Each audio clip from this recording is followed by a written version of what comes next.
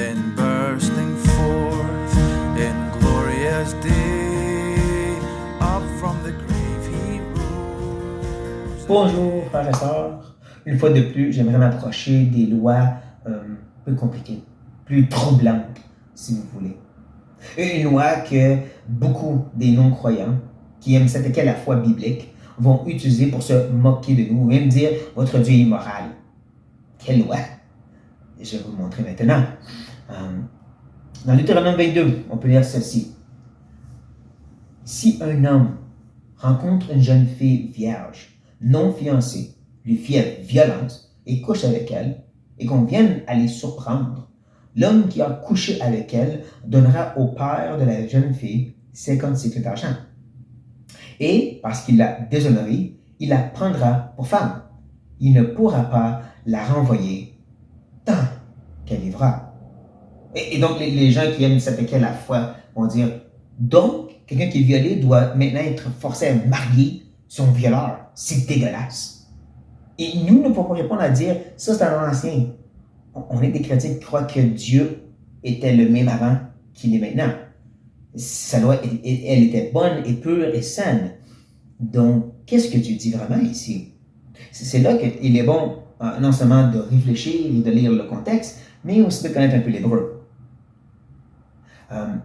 Commençons par le contexte. Mais, premièrement, dans le verset, on voit qu'il dit « viennent à les surprendre ».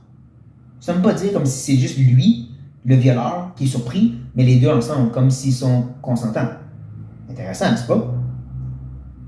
Et quand tu recules de quelques versets, on découvre un où est-ce que Dieu parle de cette idée de l'homme qui prend avec violence une femme dans le champ, comme ici. Mais dans ce temps-là, lui, il est mis à mort. Donc, pourquoi est-ce qu'ici, il ne serait pas mis à mort? Puis, dans l'autre contexte, il l'est. Est-ce que Dieu se contredit? Non. Et c'est là que l'hébreu nous aide. L'expression de faire violence, comme c'est traduit ici, est compliquée. Le mot en soi en hébreu veut simplement dire de prendre. Donc ça peut être prendre dans le sens avec violence, avec force, pour se forcer sur quelqu'un, mais ça peut aussi dire comme prendre dans le sens viens, on va coucher ensemble. Et qu'il y a un consentement. Même que le mot peut parler aussi de manipulation, ou si vous voulez, de séduire. Et encore, si tu considères l'idée viens à les surprendre, ça semble dire comme si il l'a séduit, elle s'est laissée séduire, ils ont couché ensemble et ils se sont fait pogner. Et c'est pour ça qu'il leur dit, ben regarde, vous voulez coucher ensemble, vous devez vous marier.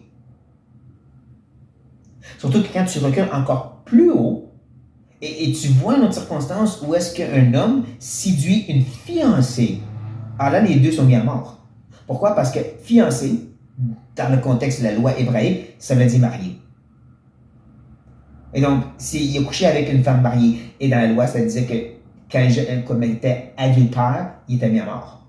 Mais ici, c'est plus le contexte d'adultère, parce qu'elle n'est pas première personne, elle est une vierge. Elle n'est pas fiancée à personne. Mais c'est ça, c'est comme si Dieu dit, si tu veux coucher avec cette fille, tu dois devenir son mari maintenant et en prendre soin. Il y a un sens même que Dieu est en train de protéger cette fille parce que si c'est appris qu'ils ont couché ensemble, ben, la possibilité de la mort est là aussi, d'être lapidée. Mais il y a aussi l'idée qu'elle peut être complètement déshonorée si personne apprend qui a couché avec elle, mais qu'elle n'est plus vierge. Elle pourrait mourir. Personne ne va vouloir la marier elle. Donc Dieu dit, tu veux séduire une de mes enfants? Ben, tu dois maintenant prendre soin d'elle. En réalité, ce verset est très positif et bienfaisant en rapport avec ces jeunes femmes qui pourraient se faire séduire et rappelle aux hommes, tu ne peux pas juste profiter des femmes. À la place d'être ce verset qui prouve que Dieu est immoral et qu'il faut s'attaquer à la foi biblique, il est très positif ce verset et c'est un réflexion qu'on a pu découvrir ensemble, frères et sœurs. C'est en comprenant, comme je dis, le contexte, en lisant le verset attentivement et en reconnaissant un petit peu d'hébreu. Mais on est appelé à faire ça aussi pour pouvoir bien défendre notre foi et la parole. Dieu n'est pas anti-intellectuel, il n'est pas anti-réfléchir. Au contraire, c'est une foi très logique que nous avons. Et un appel de pouvoir défendre notre foi. Pierre nous en parle lui-même. Quand il dit justement qu'on doit vivre notre foi, puis quand les gens viennent nous demander cette espérance, on est capable d'y expliquer, on est capable de s'exprimer. Je paraphrase, je suis désolé. Surtout pour quelqu'un qui veut revenir aux Écritures, j'aurais dû l'avoir pour vous ici. Je vais vous demander pardon, mais allez le voir pour vous-même. Allez lire l'épître à Pierre, un Pierre au complet. Vous allez voir ce que je veux dire. Mais bon, sur ça, frères et sœurs, j'espère que c'est une bénéfique. Soyez bénis.